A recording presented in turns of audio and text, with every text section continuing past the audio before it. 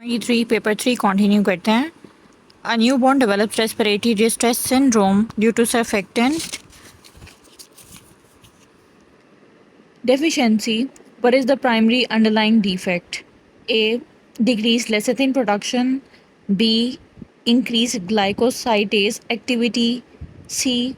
Decreased surfactant production by type 2 pneumocytes. D. Increased AFP levels. E. Defective chloride channels. तो C would be decreased surfactant production by type 2 pneumocytes. इसकी वजह से respiratory distress syndrome होता है. बाकी options defective chloride channel, cystic fibrosis के लिए होंगे, अल्फा फीटोप्रोटीन लेवल्स होंगे, तो एबनॉर्मेलिटीज़ होंगी जो प्रीनेटल अल्ट्रासाउंड पे विजिबल होंगी. लेसिथिन प्रोडक्शन कम होने से रेशो का डिफरेंस आएगा, स्फिंगोमाइलिन टू लेसिथिन रेशो. लेकिन जो अप्रोप्रिएट आंसर है that is decrease surfactant production by type pneumocytes that would lead to respiratory distress syndrome. Next question. Endotoxin in gram-negative bacteria is located in which part of the bacterial cell wall? So, endotoxin किस part में होता है? A. Inner membrane. B. Periplasmic space. C. Outer membrane. D. Cytoplasm. E. Capsule. So, gram-negative bacteria का जो endotoxin है that is present in the outer membrane, तो C would be the right option. Next, innate immunity is primarily innervated by recognition of which microbial component? A. DNA polymerase. B. Lipopolysaccharide. Then C option is ribosomal RNA. D. Mitochondrial proteins. E. Capsule polysaccharides. ठीक है. innate immunity किस entity की activation से होती है? So B would be the right option, lipopolysaccharide. That is very important. जो भी antigenic property होती है वो लाइपोपोलीसैकेराइड के पास होती है, और इनेट इम्यूनिटी भी उसके अगेंस्ट ही एक्टिवेट होती है, उसकी रिकग्निशन के बाद एक्टिवेट होती है.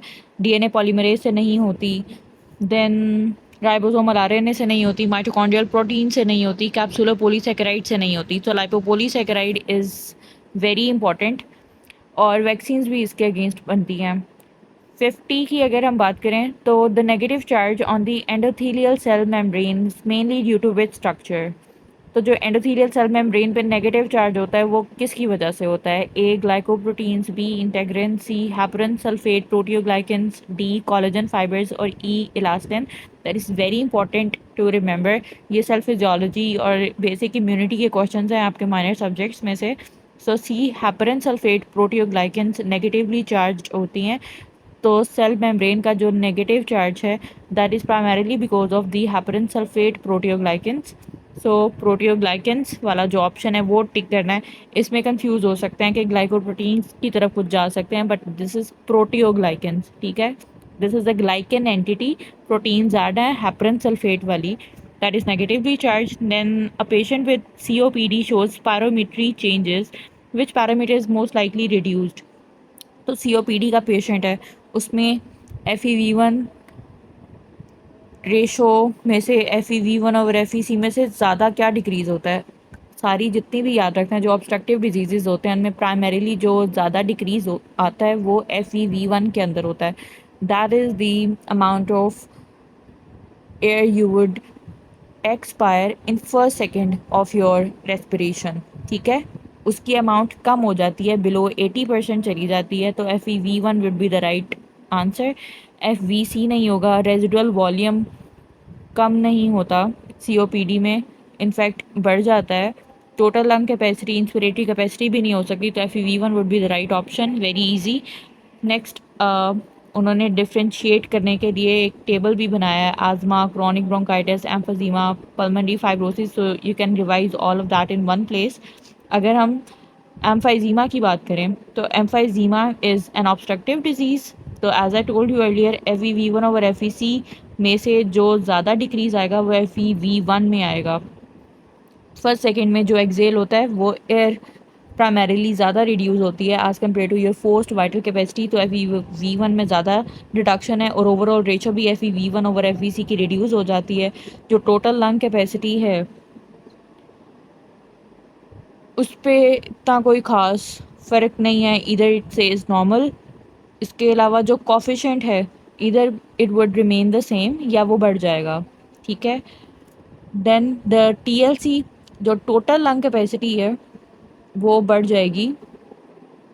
अच्छा, अब इसमें देखने वाली बात है, ये जो निमोनिक इन्होंने यूज़ किया है, जो TLC is total lung capacity, और जो TLCO है, they are referring to it as total lung compliance. तो आजमा में कंप्लायंस को कुछ नहीं होता, तो compliance remains the same. TLC आपकी जितनी भी ऑब्स्ट्रक्टिव डिजीज़ होती हैं, क्योंकि रेजिडुअल वॉल्यूम बढ़ जाता है तो उसकी वजह से TLC बढ़ जाता है। तो that was the mistake on my part. TLCO वो कंप्लायंस कहना चाह रहे हैं।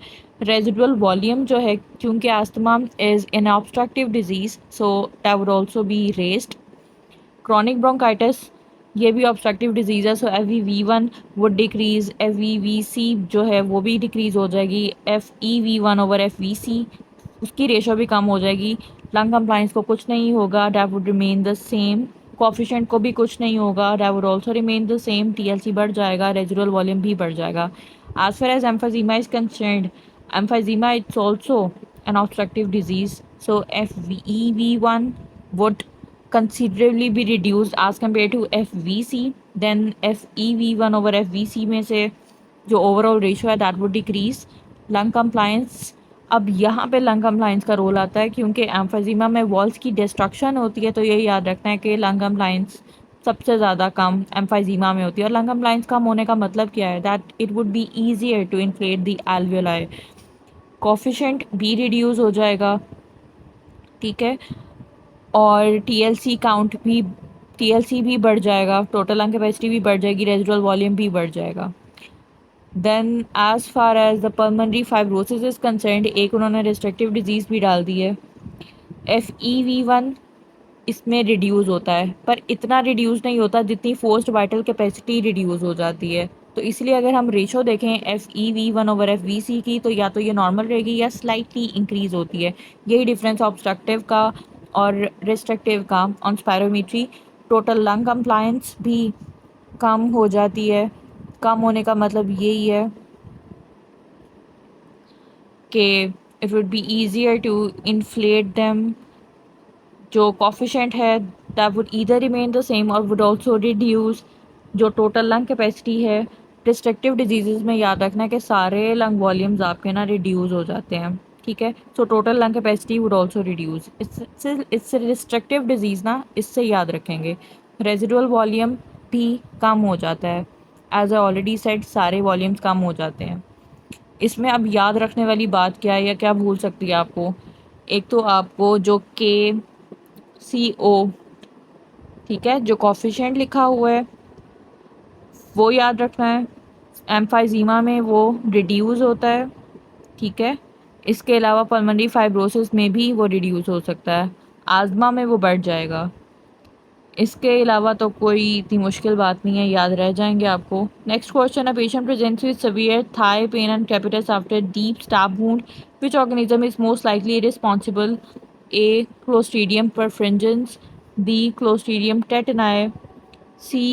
Staph aureus, D. Streptococcus pyogenes, E. Pseudomonas aeruginosa। तो अगर थाई क्रेपिटस उसको है, साथ में पेन भी है स्टैब वुंड के बाद, तो that is very pet of preference जब क्रेपिटस की बात आ गई, ठीक है। स्टैब वुंड के बाद आंखें बंद करके आपने प्रेफरेंस लगाना है, कोई डरने वाली बात नहीं। 53 की बात करें तो patient has multiple duodenal ulcers with weight loss, which test is most useful for the diagnosis of Zollinger-Ellison syndrome. तो ज़ोलिंजर-एलिसन सिंड्रोम के डायग्नोसिस के लिए कौन सा टेस्ट कराया जाता है, ठीक है। ए सीक्रेटिन टेस्ट, यस यही है इसके next. A secretin test, B urea breath test, C stool occult blood, D serum gastrin only, E endoscopic biopsy. तो ज़ोलिंजर-एलिसन सिंड्रोम के लिए हम सीक्रेटिन टेस्ट करते हैं, we won't go for biopsy. Serum gastrin only, अच्छा अब इसमें क्या ट्रैप है, सीरम गैस्ट्रिन ओनली में कंफ्यूज हो सकते हैं या secretin test. Many would be genius enough to eliminate the rest of the options के बायोप्सी नहीं करनी, ऑकल्ट ब्लड नहीं देखना, यूरिया ब्रेथ टेस्ट नहीं करना, इरेलीवेंट है। सीक्रेटिन या गैस्ट्रिन में कंफ्यूज हो गए, वो गैस्ट्रिन को लगा देंगे, that would be wrong. Secretin is the right option. तो लीनियर एलिसन में आपने सीक्रेटिन देखना है। Next, patient presents with distal radius fracture after falling on a flexed wrist. What type of fracture is most likely? ठीक है, तो कौन सा फ्रैक्चर हुआ है अगर फ्लेक्स्ड रिस्ट के ऊपर फॉल किया है? A Colles fracture, B Smith fracture, C Monteggia fracture, D Galeazzi fracture. ठीक है, फ्लेक्स्ड रिस्ट था और उस पर फॉल किया है, तो B would be the right option. और बी पे क्या था? Smith fracture. अब ये याद रखना है कि रिस्ट की पोजीशन क्या थी, रिस्ट फ्लेक्स था, ठीक है, और डिस्टल रेडियस का ये फ्रैक्चर है, डिस्टल रेडियस का फ्रैक्चर है। और ये डायग्राम भी बनाई है।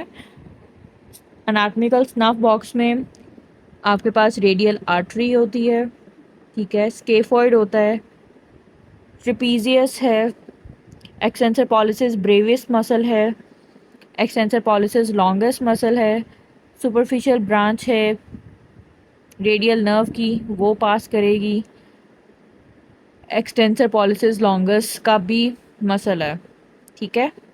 अगर हम ट्रायंगल देखें तो that would be formed by extensor pollicis longest का मसल, फिर एक साइड होगी एक्सटेंसर पॉलिसिस ब्रेविस का मसल, फिर एक साइड पे होगा एब्डक्टर पॉलिसिस लॉन्गेस्ट का मसल, और एक जारी होगी superficial branch of the radial nerve.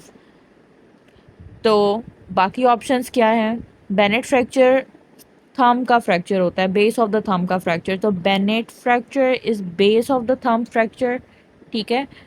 Then first metacarpal है, बॉक्सर फ्रैक्चर में फिफ्थ मेटाकार्पल फ्रैक्चर आता है, ठीक है। एक आपके पास थंब का फ्रैक्चर है, first metacarpal, that is your Bennett fracture. Boxer में फिफ्थ मेटाकार्पल आएगी। स्मिथ का फ्रैक्चर जो होगा वो रेडियस एंड का फ्रैक्चर होगा, जैसे कि ये सवाल में था। And Galeazzi fracture is middle to distal end of radius fracture with dislocation of the distal radio ulnar joint, ठीक है।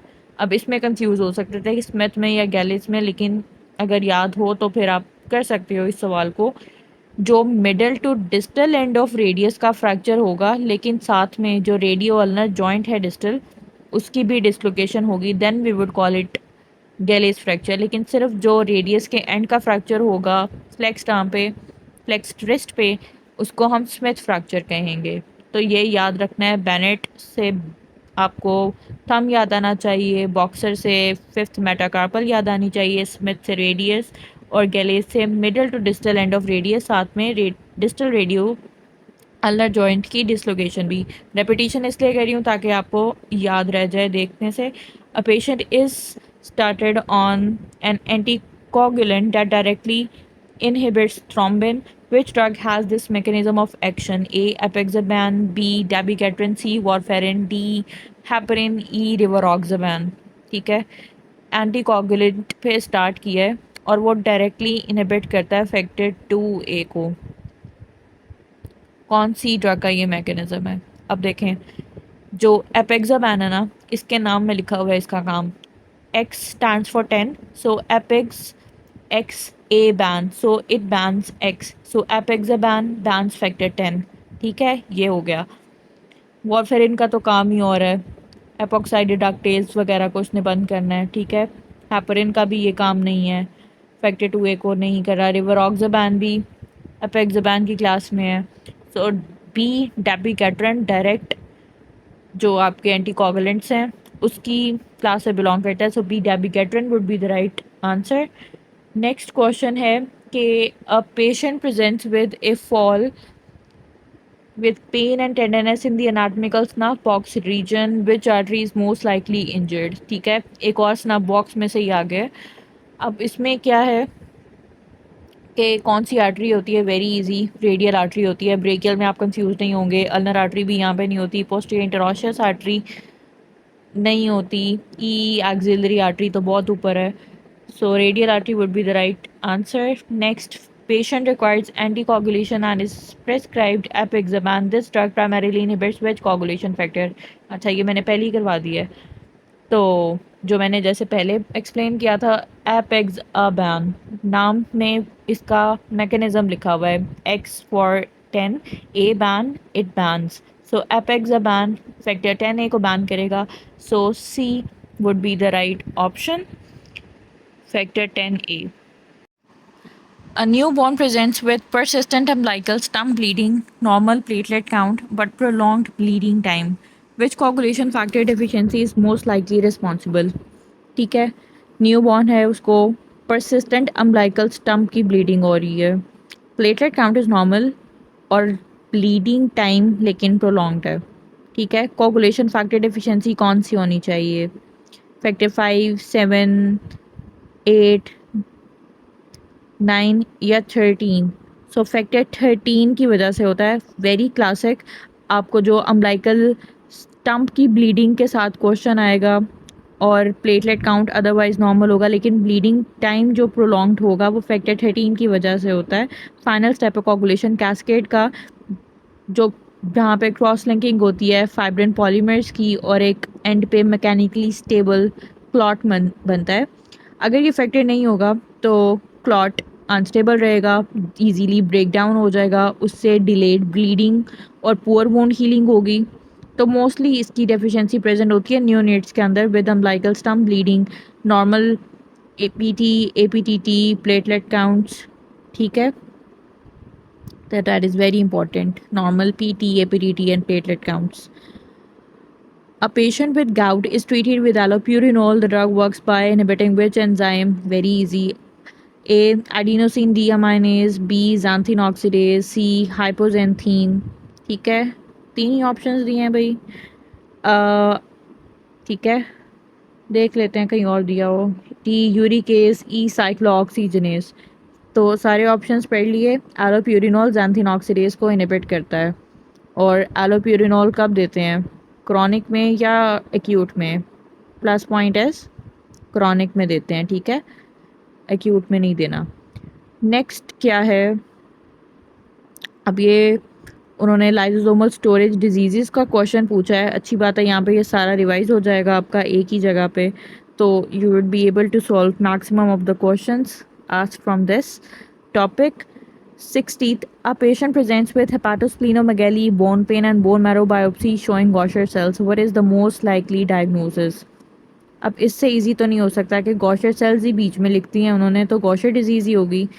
पढ़ते हैं अब आगे. A. Niemann Pick disease, B. Gaucher disease, C. Tay Sachs disease, D. Wilson disease, E. Pompe's disease. So B Gaucher disease would be the right option. आपने clinical scenario पे focus करना है कि गॉशर में होता क्या है. हेपेटोस्प्लीनोमेगैली होती है, बोन पेन होती है. ठीक है, अब ये कि इसमें कौन सा एंजाइम डेफिशिएंट होता है, ग्लूकोसेरिब्रोसाइडेज. ठीक है, ग्लूकोसेरिब्रोसाइडेज की डेफिशिएंसी हो गई तो ग्लूकोसेरिब्रोसाइड एक्यूमुलेट करना शुरू कर जाएगा मोनोन्यूक्लियर फेगोसाइटिक सेल्स के अंदर. मोस्ट कॉमन टाइप 1 वेरिएंट में क्या होता है कि अफेक्टेड फेगोसाइट्स एनलार्ज हो जाएंगे, गॉशर सेल्स, और वो एक्यूमुलेट होना शुरू हो जाते हैं आपके लिवर में, स्प्लीन में, बोन मैरो में, causing hepatosplenomegaly. So there is a reason hepatosplenomegaly हुई है, that is because of the accumulation of the Gaucher cells और उनके अंदर ग्लूकोसेरिब्रोसाइड हो रहा है.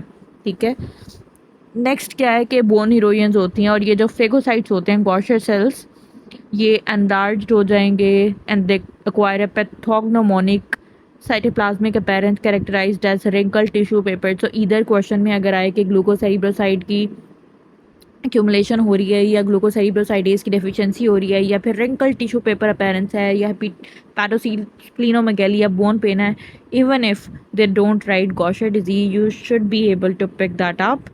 नेक्स्ट सारी रिवाइज कर लेते हैं. लाइसोसोमल स्टोरेज डिजीज़ में mucopolysaccharidosis includes Hurler and Hunter syndrome. ठीक है, और एक होता है स्फिंगोलिपिडोसिस.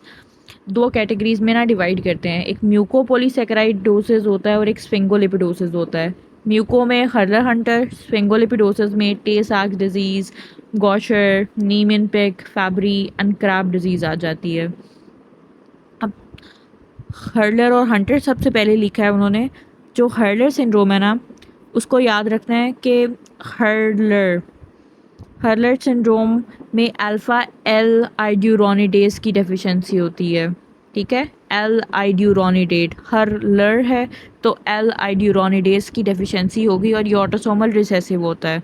ये याद रखना इसलिए इंपॉर्टेंट है क्योंकि जो हंटर है ना वो एक्स लिंक्ड रिसेसिव होता है।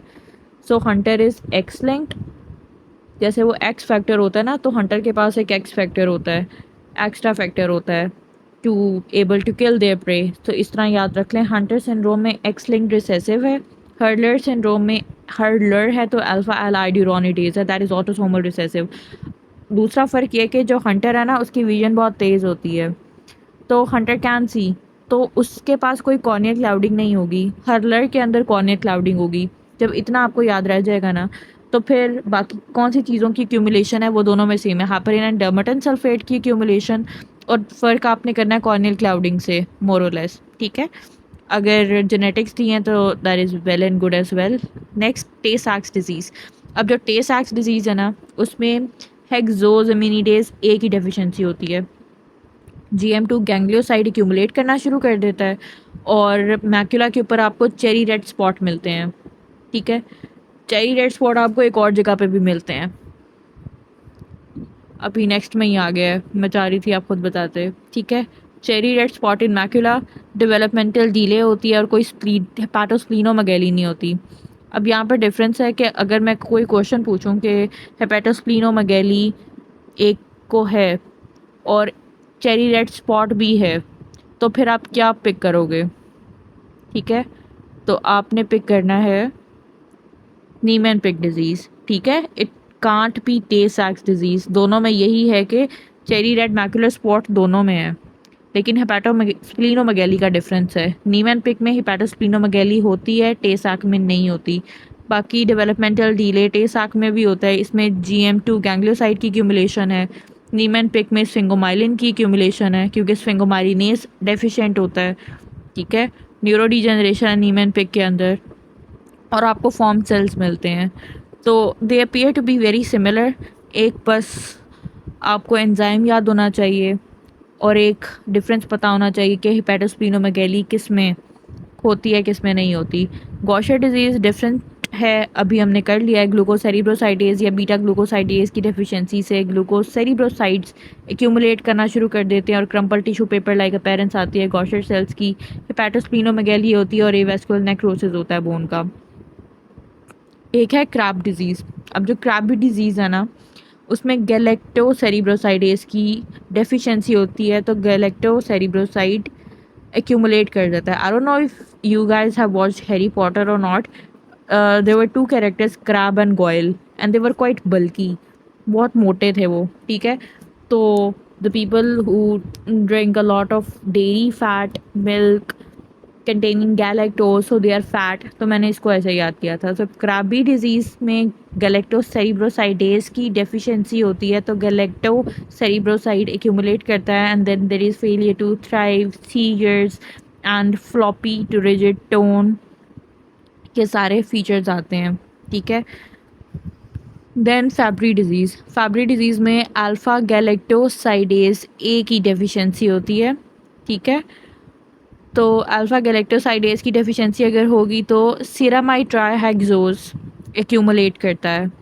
एंजियो कैराटोमाज होते हैं इसमें और हियरिंग और विजन अफेक्टेड होती है, ये सबसे अलग है।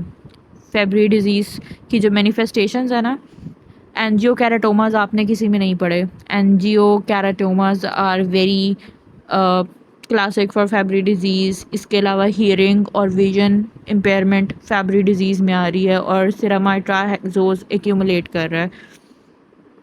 वेरी इंपॉर्टेंट, दोबारा रिवाइज भी करना है आपने इसको, ठीक है। You can go back revise as much as you want या बुक से पढ़ें, लेकिन पढ़ें, वेरी इंपॉर्टेंट टॉपिक।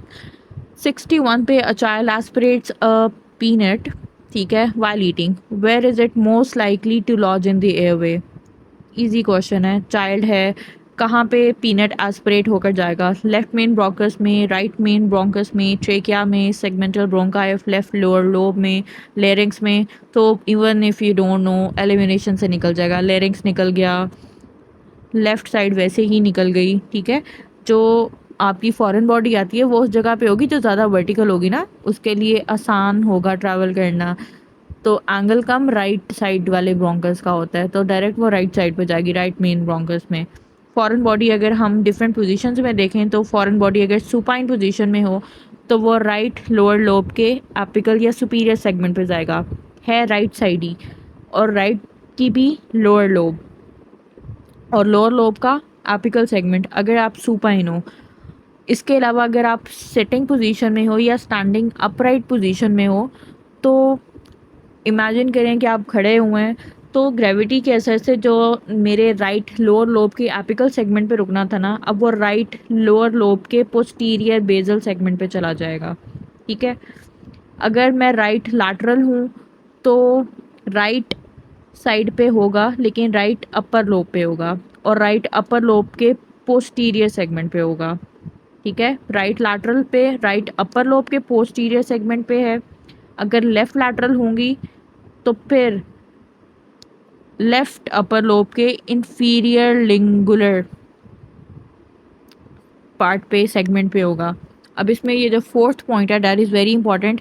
अक्सर आप राइट लैटरल का याद कर लेते हैं, सुपाइन का याद कर लेते हैं, अपराइट का याद कर लेते हैं, लेकिन लेफ़्ट लैटरल का कोई याद नहीं करता। तो अगर लेफ़्ट लैटरल होगा ना तो उसका भी राइट वाला हिसाब है, लेफ़्ट अपर लोब के इंफीरियर लिंगुलर सेगमेंट पे होगा।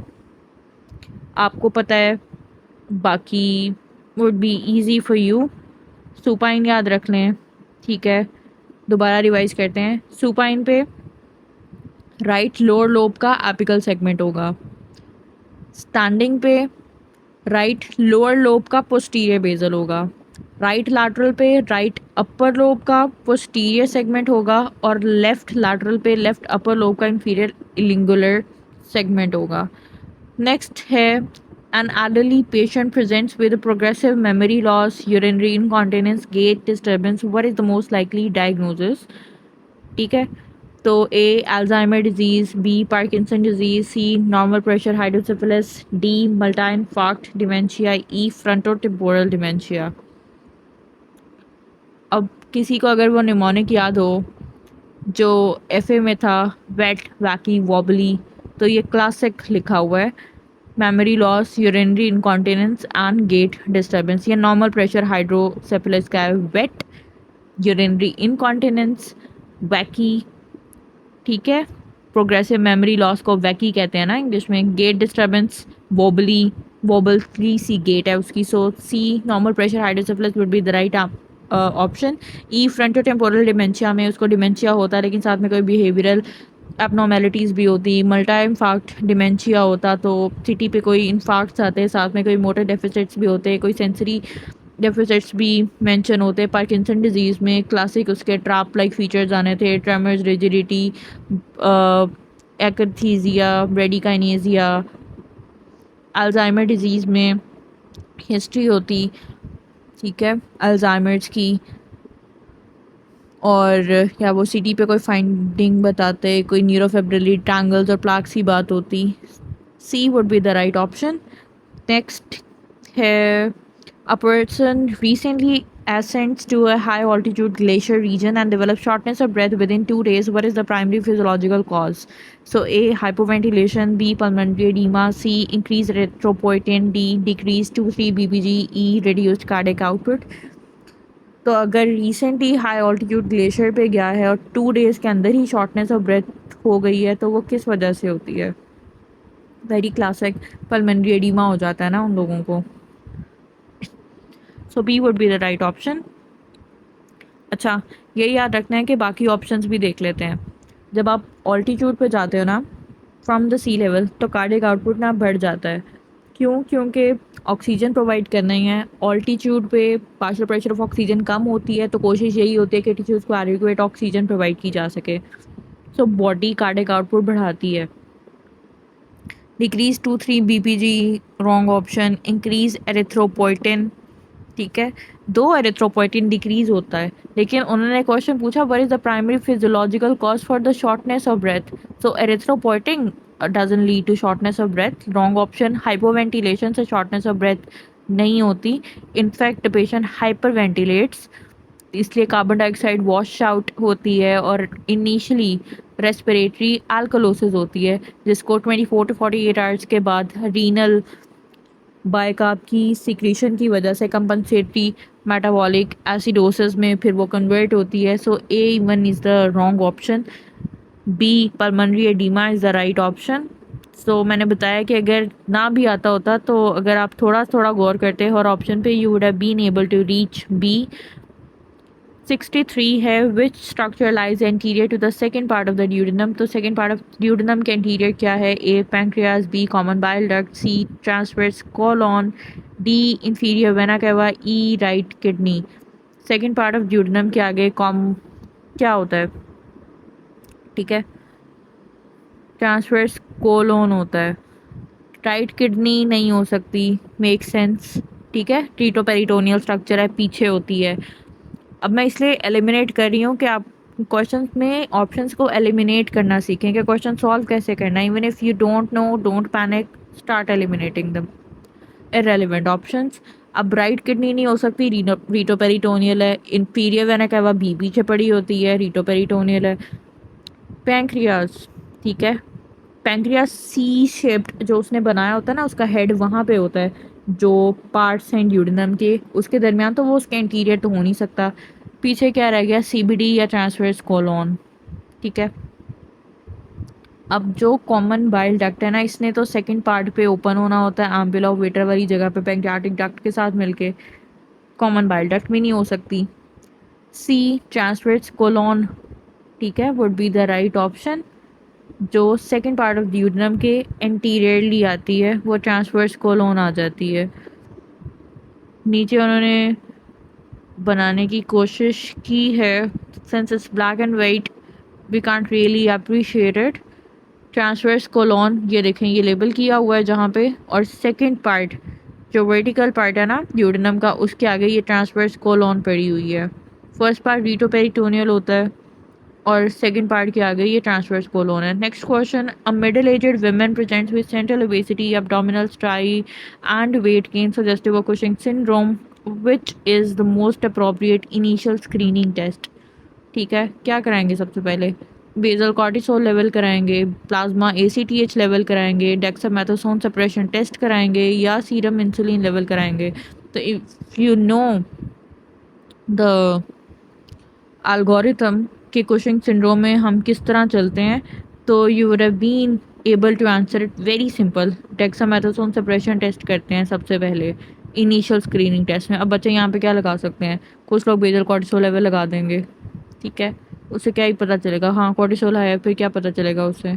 मज़ीद कुछ भी नहीं। प्लाज्मा ACTH लेवल कराने से क्या पता चलेगा? डायग्नोज नहीं हो पाएगा मज़ीद। That is not very you can say specific, particular और लीडिंग टू द डायग्नोसिस। तो हमेशा जो डायग्नोसिस को लीड करता है उस वो टेस्ट कराते हैं। Most important initial screening test dexamethasone suppression test होता है। Next, a severely malnourished child presents with emaciation and distended abdomen. Which lab parameter is most likely decreased? तो ये सिनेरियो कौन सा है, इसको आइडेंटिफाई करें पहले। जब सिनेरियो आइडेंटिफाई हो गया, क्वेश्चन का लग रहा है कि डिस्टेंडेड एब्डोमेन है, इमेसिएशन है, तो प्रोटीन एनर्जी मैलन्यूट्रिशन में होती है, तो प्रोटीन कौन सी ऑप्शंस में? A haemoglobin, B albumin, C glucose, D calcium, E sodium. So B albumin would be the right option. Next है, a child is diagnose with X-linked A gamma globulinemia due to Bruton tyrosine kinase mutation, which immune cell population is primarily affected? T lymphocytes, B lymphocytes, C neutrophils, D macrophages, E plasma cells। अब ये question किसी का गलत नहीं होना चाहिए। Reason, सवाल के अंदर उन्होंने आंसर लिखा हुआ है। देखो, agammaglobulinaemia, what is a gamma globulin? Even what is a globulin? Gamma globulin antibodies, ठीक है, not forming antibodies. Agammaglobulinaemia plasma cell से आते हैं। प्लाज्मा सेल्स किससे आते हैं? बी सेल से आएंगे। समझ आ रही है ये लिंक जो मैंने क्रिएट की है? So T lymphocytes would be wrong. Neutrophils का क्या काम है एक्यूट इन्फ्लेमेशन में? एंटीबॉडीज़ में कोई रोल नहीं है, मैक्रोफेजेस का रोल नहीं है। ई प्लाज्मा सेल्स। अब इसमें कंफ्यूज कहाँ हो सकते हैं? प्लाज्मा सेल्स में या बी लिम्फोसाइट्स में? लेकिन बी लिम्फोसाइट्स का डिफेक्ट होता है, बी सेल मैचुरेशन इम्पेयर्ड होती है ए गैमा ग्लोब्यूलिनीमिया के अंदर, जिसकी वजह से सारे इम्यूनोग्लोबुलिन्स रिड्यूस हो जाते हैं। That is X-linked agammaglobulinaemia और ब्रेटन जीन की म्यूटेशन आती है, बीटी के म्यूटेशन। नेक्स्ट है a patient with carcinoma breast develop proximal muscle weakness that improves with repeated activity. What is the most likely diagnosis? ठीक है, proximal muscle weakness है, activity से improve हो रहा है, तो B Lambert and myasthenic syndrome would be the right option. A myasthenia gravis में तो प्रोग्रेसिव डिक्लाइन आएगा, डेट्रीमेंटल रिस्पॉन्स आएगा। बी में इंक्रीमेंटल है, so B would be the right option. Polymyositis का ये सिनेरियो नहीं होता कि रिपीटेड एक्टिविटी से इम्प्रूव होना शुरू हो जाए। एमएस में ओवरऑल डिफेक्ट्स आ सकते हैं, न्यूरॉन क्रेनियल नर्व्स वगैरह इन्वॉल्व हो सकती हैं, डिप्लोपिया आ सकता है, लेकिन इंक्रीमेंटल रिस्पांस इसमें भी नहीं है। ज्ञानबेरी में असेंडिंग पैरालिसिस होता है क्लासिक, वो भी नहीं है। ठीक है, डिफरेंस अगर देखें लैम्बर्ट ईटन और मायस्थीनिया ग्रेविस का, तो साइट ऑफ डिफेक्ट जो लैम्बर्ट ईटन की है वो प्री सिनेप्टिक कैल्शियम चैनल्स होती है, मायस्थीनिया ग्रेविस में पोस्ट सिनेप्टिक एसिटाइलकोलिन रिसेप्टर्स होते हैं। एंटीबॉडीज़ अगर देखें तो लैम्बर्ट ईटन मायस्थेनिक सिंड्रोम में जो pre synaptic calcium voltage gated channels होते हैं उनके अगेंस्ट होता है। मायस्थीनिया में जो पोस्ट सिनेप्टिक एसिटाइलकोलिन रिसेप्टर्स होते हैं उनके अगेंस्ट होती हैं। लैम्बर्ट ईटन में एसिटाइलकोलिन कम रिलीज़ होगा। मायस्थीनिया में एसिटाइलकोलिन तो नॉर्मल रिलीज़ हो रहा है, लेकिन उसके जो रिसेप्टर्स हैं क्योंकि वो डिस्ट्रॉय हो रहे हैं तो एक्शन ब्लॉक्ड है। एसोसिएटेड मैलिग्नेंसी लैम्बर्ट ईटन की स्मॉल सेल लंग कार्सिनोमा है, that is most common and sometimes breast cancer से भी ये पैरानियोप्लास्टिक एक्टिविटी हो सकती है। ऑटो इम्यून मैलिग्नेंसी ये हो सकती है। मायस्थीनिया ग्रेविस में थाइमोमा के साथ लिंक है। मसल वीकनेस पैटर्न एक तो प्रॉक्सिमल है लैम्बर्ट ईटन में, दूसरा ये कि यूज़ के साथ इम्प्रूव करता है, इंक्रीमेंटल रिस्पॉन्स बोलते हैं इसको। नेक्स्ट फ्लक्चुएटिंग वीकनेस होती है मायस्थीनिया में, that is not very predictive that it would improve with activity, लेकिन अगर आप ज़्यादा यूज़ करोगे तो इट वर्सन्स। रिफ्लेक्सेस की बात करें तो लैम्बर्ट ईटन में या तो डिक्रीज़ होंगे या एब्सेंट होंगे, एक्सरसाइज के बाद इम्प्रूव होंगे क्योंकि एक्टिविटी भी इम्प्रूव होती है। और यूजुअली जो मायस्थीनिया में रिफ्लेक्सेस नॉर्मल होंगे या माइल्डली रिड्यूस्ड होंगे, तो रिफ्लेक्सेस का इतना रोल नहीं है। ऑटोनॉमिक सिम्टम्स प्रेजेंट होंगे लैम्बर्ट ईटन में, ड्राई माउथ, इम्पोटेंस वगैरह। ठीक है, लेकिन जो मायस्थेनिक सिंड्रोम है उसमें बिल्कुल एब्सेंट होंगे।